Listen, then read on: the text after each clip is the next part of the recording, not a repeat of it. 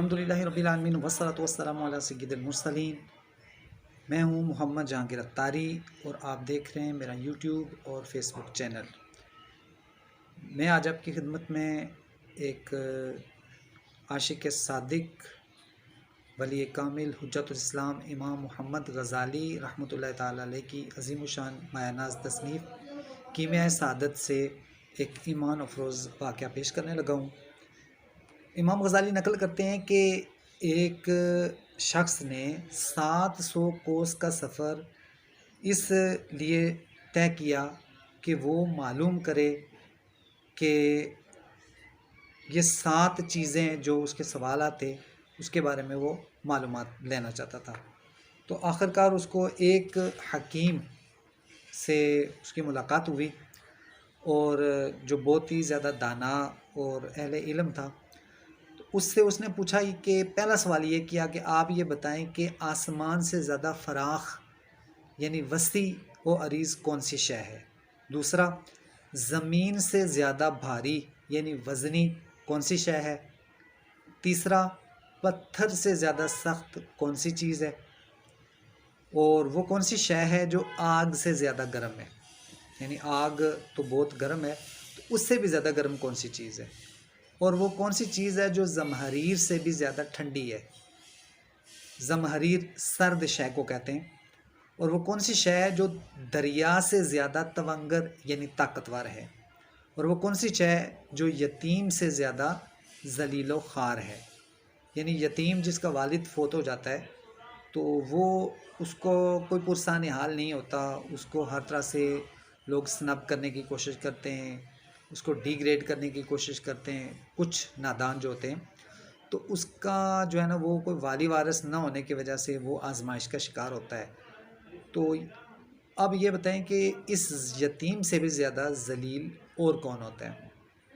तो उस हकीम ने जवाब दिया जो बड़ा ही साहिब फ़हम व फरासत था और अहले दिल में से था। उसने बताया कि जो सच है ये आसमान से भी ज़्यादा फराख तर यानी कुशादा तर है।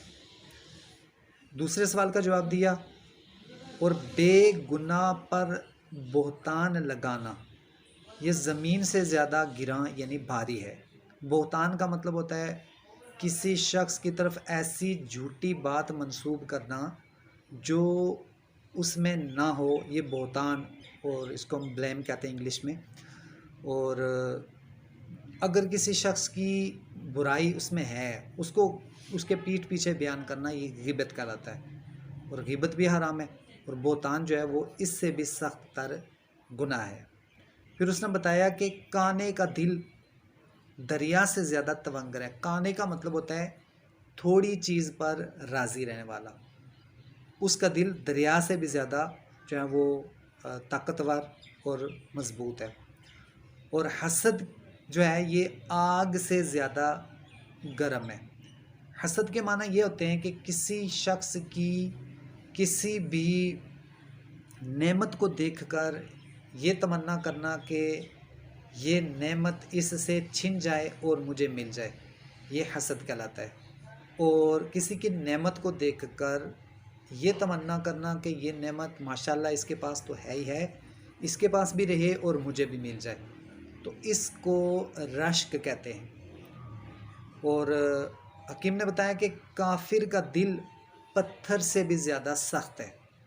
जो ईमान नहीं लाता अल्लाह ताला पर, अल्लाह ताला के रसूल पे, यौम आखिरत पे, या किसी भी ज़रूरियात दीन का इनकार करता है, यानी अगर सारी ज़रूरियात दीन को मानता है लेकिन एक ज़रूरत दीन का इनकार करता है, वो भी काफिर है।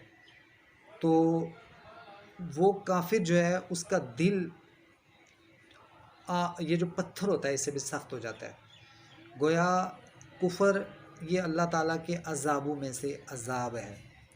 जिसका दिल सख्त होता है उससे नेक काम होना बहुत मुश्किल हो जाता है, उससे किसी की फलाह का, किसी की खैर खाई का काम होना ये बहुत मुश्किल होता है। दिल नरम होता है तो वो हर एक के लिए माल खर्च करने को, उसकी खैर खाई करने को, उसकी हाथ या ज़बान से मदद करने के लिए तैयार हो जाता है। तो दिल की नरमी बहुत ज़्यादा अहमियत का हामिल है।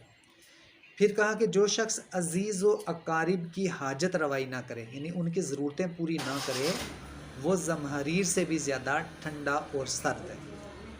तो इसमें स्पेशली तरगीब दिलाई गई है कि जो हमारे अजीज़ व अकारिब हैं, अजीज़ व अकारिब में एक तो ज़वील अरहम होते हैं जिनके साथ खूनी रिश्ता होता है, जैसे माँ बाप, बहन भाई और औलाद, ये ज़वील अरहम कहलाते हैं।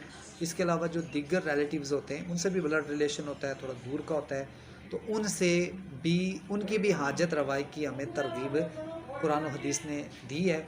उनकी भी हाजत रवाई की कोशिश करनी चाहिए।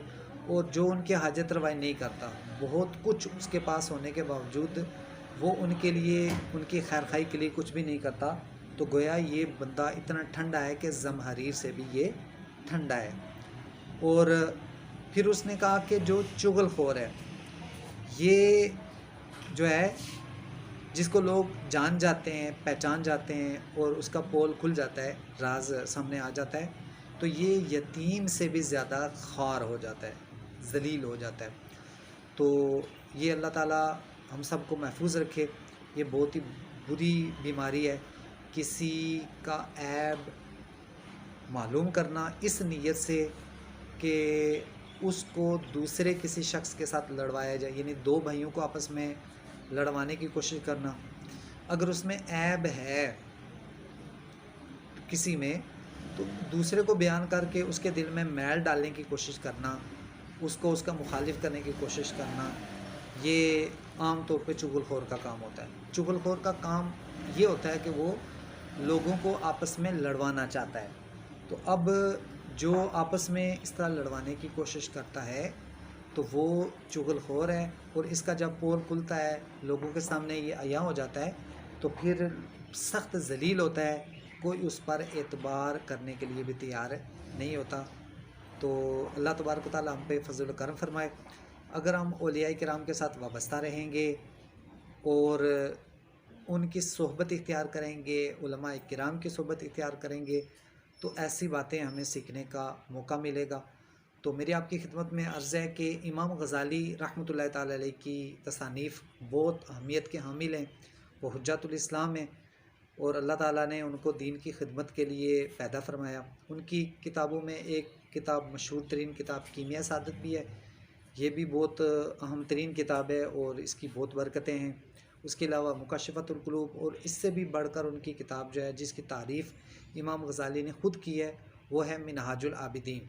और इमाम गज़ाली फ़रमाते हैं कि अल्लाह ताला ने मुझे ये इल्हाम किया है और मैंने ये किताब लिखी है। उसके अलावा उनकी ईमान अफरोज़ किताब इहयाउल उलूम है, जिसको मकतबतुल मदीना ने भी तसहील के साथ शाया किया है। तो फैज़ान इहयाउल उलूम वो भी हमें हासिल करके उसकी बरकतें हासिल करने की कोशिश करनी चाहिए। और हमें ज़रूर भी ज़रूर किसी भी पीर कामिल का जो जामे शराइत हो, उसकी बैअत कर लेनी चाहिए। और उस पीर साहब की सोहबत से, उनकी नज़र से इंशाअल्लाह हमारा ईमान भी सलामत रहेगा और दुनिया आखिरत की बेशुमार बरकतें हासिल होंगी। ये जो अभी आपने वीडियो समात फरमाई, आपने देखी, आपसे दरख्वास्त है कि इस चैनल को भी सब्सक्राइब करें, इस वीडियो को शेयर भी कर दें, ताकि और लोगों तक भी इमाम गज़ाली अलैहि रहमतुल्लाहि अलैहि का पैगाम पहुँच जाए।